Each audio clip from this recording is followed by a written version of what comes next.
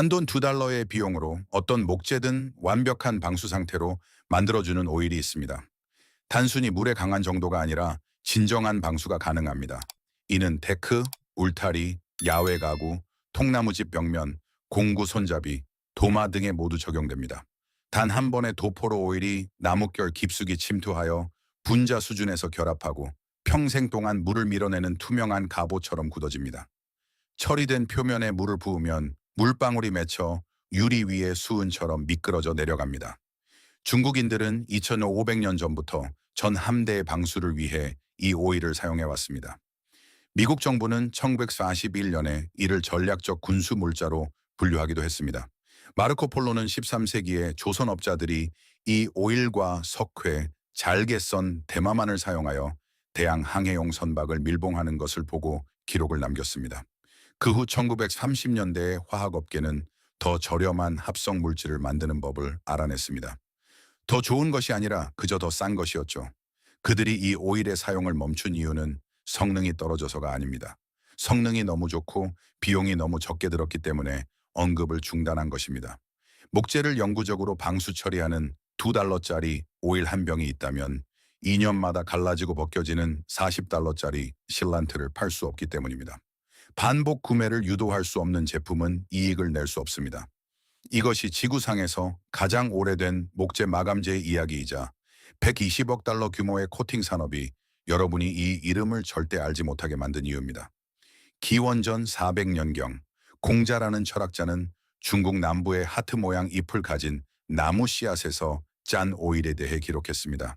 그 나무는 유독나무 퉁이었고 그 오일은 25세기 동안 문명의 궤적을 바꾸어 놓았습니다. 중국의 장인들은 유독나무 오일을 생목재 위에 펴 바르고 공기 중에서 경화시키면 오일이 단순히 표면에 머물지 않는다는 사실을 발견했습니다. 오일은 목재 섬유 깊숙이 스며들어 세포 수준에서 나뭇결에 침투한 뒤 다른 어떤 오일도 할 수 없는 일, 즉 중합을 일으켰습니다. 산소에 노출되면 연쇄 반응이 일어나 액체 상태의 오일이 목재 내부에 고정된 고체 형태의 투명하고 유연한 고분자로 변합니다. 이는 표면에 얹혀 있는 층이 아니라 안쪽에서부터 목재와 하나가 된 분자 방패였습니다. 그 결과 목재가 숨을 쉴 수 있게 하면서도 물은 완전히 밀어내는 표면이 만들어졌습니다. 외부의 수분은 들어올 수 없지만 내부에 갇힌 습기는 밖으로 나갈 수 있어 목재를 안쪽에서부터 썩게 하고 뒤틀리게 만드는 부패를 방지했습니다. 송나라 시대 서기 906신 11719년경 이에 중국의 조선업자들은 선체 전체를 유독나무 오일로 코팅했습니다. 정크정라고 불리는 대양 항해선들은 남중국해와 인도양을 건너 아프리카 동해안까지 도달했는데 그 선체들은 수년간 염수에 잠겨 있었음에도 살아남았습니다. 합성 실란트도 유리섬유도 에폭시도 없이 그저 언덕에서 야생으로 자라던 나무에서 짠 견과류 오일뿐이었습니다. 1270년대에 마르코 폴로가 중국에 도착했을 때 그는 자신이 본 것을 기록했습니다. 그는 중국인들이 석회, 잘게 썬 대마, 그리고 특정 목재 오일을 섞어 사용했는데 이 세 가지가 결합하면 어떤 접착제보다도 강력하게 유지되었다고 썼습니다. 그 특정 목재 오일이 바로 유독나무 오일이었습니다. 하지만 유독나무 오일만이 고대의 유일한 방수 무기는 아니었습니다. 유럽 전역에서는 수세기 동안 아마 식물의 씨앗에서 짠 린시드 오일 아마이뇽을 통해 비슷한 발견이 발전해 왔습니다. 르네상스 시대의 화가들은 이를 안료의 기제로 사용했고 발트해 연안의 조선 목수들은 배를 부캐로 띄우기 전에 참나무 판재에 이 오일을 문질러 발랐습니다. 이 두 오일의 조합은 파괴적인 위력을 발휘했습니다.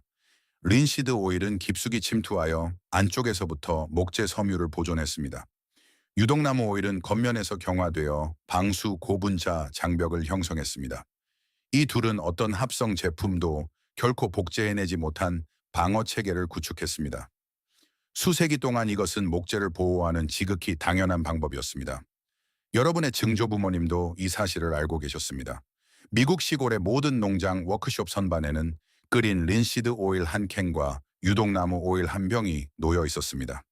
1920년대에 이 오일들로 처리된 울타리 기둥들은 버지니아와 캐롤라이나 일부 지역에서 여전히 건재합니다. 지식은 어디에나 있었습니다. 그러다 무언가 바뀌었습니다. 1926년 뉴폰 듀퍼니의 화학자들은 천연 건선규의 일부 특성을 모방할 수 있지만 산업적 규모의 공장에서 제조되는 최초의 실용적인 오일 변성, 알키드 수지, 합성 폴리에스테르를 개발했습니다. 1930년대 초부터 알키드 기반 코팅제는 건축 및 산업 분야 모두에서 순수 린시드 오일과 유독나무 오일 마감제를 대체하기 시작했습니다. 명분은 간단했습니다. 더 빠른 건조, 더 매끄러운 마감, 더 일관된 품질이었습니다. 하지만 그들이 광고하지 않은 사실은 알키드 코팅제가 플라스틱 필름처럼 목재 표면에 얹혀 있을 뿐이라는 점이었습니다. 나뭇결에 침투하지도 않았고 목재의 일부가 되지도 않았습니다. 그것들은 갈라지고 벗겨졌으며 결국 실패했습니다. 그리고 실패했을 때 여러분은 더 많은 제품을 사야만 했습니다. 1935년경이 되자 이 변화는 거의 완전해졌습니다. 이전에는 순수 유독나무 오일과 린시드 오일을 메인 선반에 두었던 철물점들이 대신 합성 바니시 통을 홍보하기 시작했습니다. 10년 동안 지속되는 40센트짜리 천연 오일 한 병의 수익 마진은 18개월마다 다시 발라야 하는 3달러짜리 실란트 한 통에 비할 바가 아니었습니다. 천연 오일들은 성능이 떨어져서 사라진 것이 아닙니다. 성능이 너무 뛰어나서 아무도 다시 살 필요가 없었기 때문에 사라진 것입니다. 여러분이 곧 알게 될 내용은 훨씬 더 깊은 진실의 아주 작은 일부에 불과합니다. 저는 지난 수년 동안 외부 산업계가 여러분에게 절대 보여주고 싶어 하지 않는 정보들을 수집해 왔으며 이를 실질적인 지식, 잊힌 기술, 그리고 조직적으로 무시되거나 폐기된 시스템들을 드러내는 종합 파일로 정리했습니다. 여기서 여러분은 흥미로운 아이디어뿐만 아니라 실제적인 해결책을 발견하게 될 것입니다. 오늘날 일반 대중에게는 너무 위험하다고 여겨지는 군부대의 발화법, 거의 비용이 들지 않으면서도 고가의 텐트보다 성능이 뛰어난 비상 대피소 설계, 그리고 엔지니어들조차 회의적으로 테스트했다가 결국 그 효과를 인정한 자가 수질 정화 시스템 등이 포함되어 있습니다. 이 자료집에는 공과금 고지서에 대한 의존도를 없앨 수 있는 완벽한 오프그리드, 오프그리드, 에너지 시스템, 모든 것이 마비되었을 때 가족을 보호하기 위해 설계된 72시간 정전 생존 체크리스트, 변질 없이 수년간 보관할 수 있는 식품들을 담은 로스트레이션, 러스레이션스, 레시피북, 그리고 연료굴까지 서로 다른 문화권의 기술을 집대성한 파이어크래프트 매뉴얼이 포함되어 있습니다.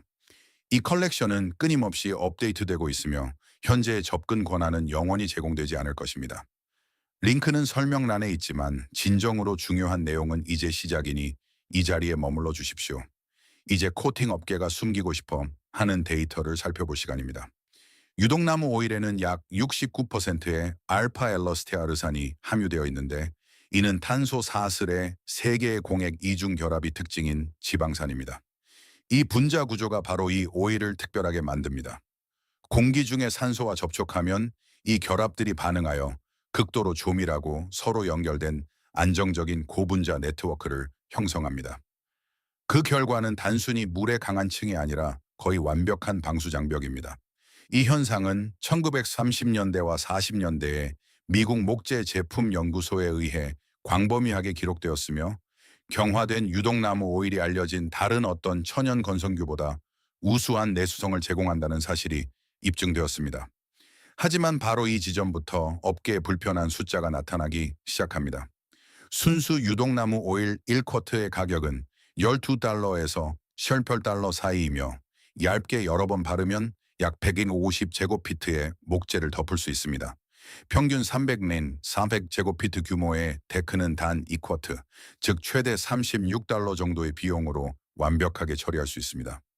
반면 상업용 합성 실란트는 갤런당 35달러에서 50달러이며 한 번 도포로 비슷한 면적을 커버하지만 제조업체들은 2번 바를 것을 권장합니다. 이는 작업을 시작하기도 전에 초기 비용을 70달러에서 100달러까지 치솟게 만듭니다. 하지만 가장 중요한 세부 사항은 작은 글씨 속에 있습니다. 이 합성 제품들은 1년에서 3년마다 다시 발라야 합니다. 10년의 기간 동안 총 비용은 쉽게 350달러에서 1000달러까지 올라갈 수 있습니다. 반면 유독나무 오일은 표면에 머물며 벗겨지길 기다리지 않습니다. 목재 깊숙이 침투하여 구조의 일부가 되고 수년간 지속적인 보호를 제공합니다. 갈라지지도, 가루가 되어 떨어지지도, 벗겨지지도 않습니다. 여기까지 읽으셨다면 여러분은 이미 대부분의 주택 소유자보다 목재 보호에 대해 더 많은 것을 이해하고 계신 것입니다. 그리고 그것은 여러분이 이 제품들을 바라보는 관점을 완전히 바꿔놓을 것입니다. 하지만 과거를 되돌아보면 이야기는 훨씬 더 흥미로워집니다. 1905년 미국 농무부의 한 농업탐험가가 중국에서 유동나무 씨앗을 들여왔습니다. 그 잠재력은 처음부터 명백했습니다. 1912년경 정부는 이미 농부들에게 이 나무를 재배하도록 장려했으며 심지어 묘목을 무료로 배포하기도 했습니다. 1927년 플로리다는 시천 에이커 이상의 재배지가 조성되었고 1938년에는 소위 퉁페르트가 플로리다에서 텍사스까지 약 200,000에이커에 걸쳐 펼쳐졌습니다. 유동나무 오일은 풍부하고 저렴했으며 어떤 합성 대안보다 우수했습니다. 1941년 전쟁 기간 동안 이것은 전략 자원으로 선포되었습니다. 탄약, 함선 코팅, 군용 기계 등에 사용되었습니다. 정부는 이 재료가 얼마나 효과적인지 정확히 알고 있었습니다. Sin embargo, después de la guerra, la situación cambió radicalmente. La industria química había invertido enormes cantidades en resinas sintéticas y no estaba dispuesta a abandonar esas inversiones. Grandes corporaciones comenzaron a inundar el mercado con alternativas artificiales y aceite importado más barato, desplazando progresivamente a los productores locales. Entre 1955 y 1970, el consumo nacional cayó casi un 50%. Posteriormente, huracanes devastadores destruyeron muchas plantaciones restantes, y los agricultores, apoyados por compensaciones federales, abandonaron definitivamente el cultivo. 1970년대 코바니 되하 미국의 유동나무 오일 산업은 사실상 사라졌습니다. 제품의 성능이 떨어져서가 아니라 지배적인 경제 체제에 더 이상 유리하지 않았기 때문입니다. 오늘날 전 세계 목재 코팅 시장은 연간 120억 달러 이상의 수익을 창출합니다.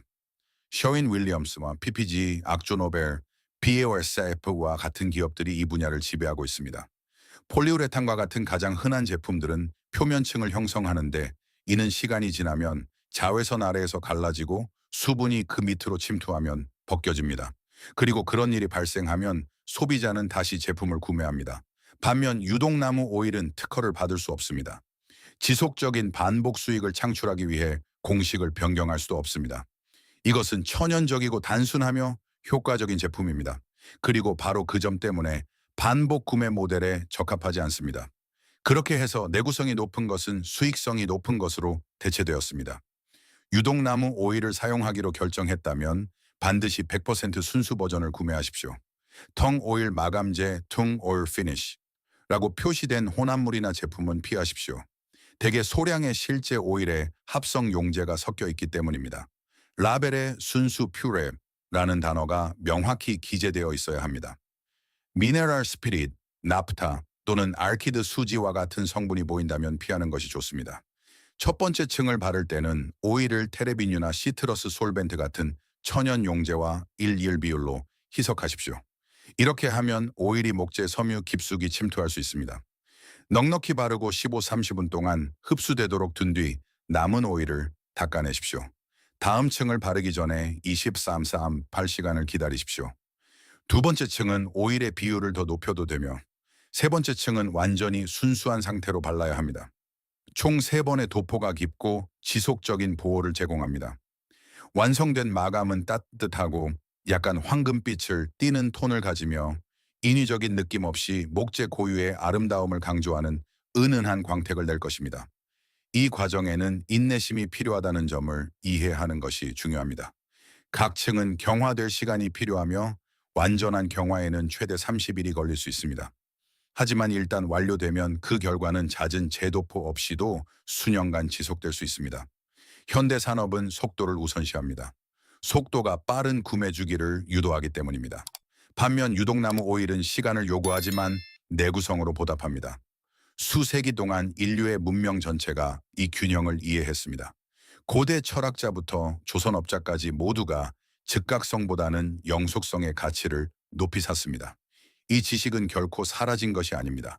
단지 더 이상 장려되지 않았을 뿐입니다. 그리고 이제 그것은 기꺼이 보고자 하는 이들의 손이 닿는 곳에 다시 놓여 있습니다.